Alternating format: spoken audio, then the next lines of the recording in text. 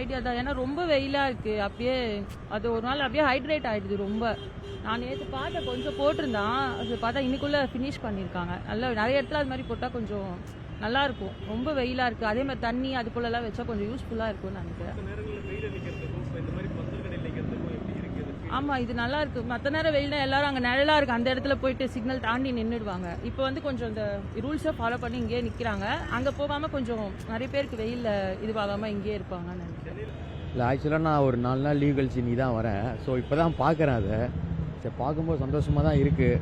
ஏன்னா அடிக்கிற வெயிலுக்கு நம்மளால் தாங்க முடியல. இது இருக்கிறது வந்து பெரும்பாலும் நிறைய பேருக்கு பயன்படும்.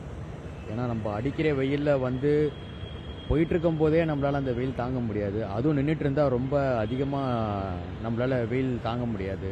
ஸோ இது போட்டது ரொம்ப பயனாக தான் இருக்குது.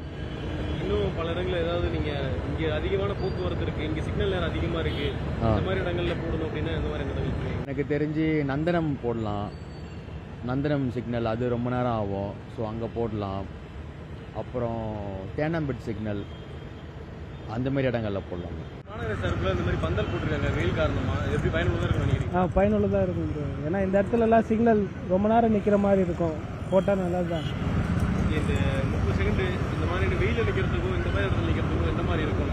வெயில் பரவாயில்லையா இருக்கும், நல்லா இருக்கும்.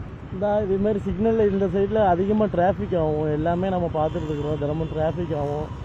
அதில் இதே மாதிரி வயசானவங்கெல்லாம் போவாங்க. எங்களுக்கு யங்ஸ்டர் பரவாயில்லை, நிறையா வயசானவங்க போவாங்க. இது போட்டது ஓரளவு பரவாயில்ல தான்.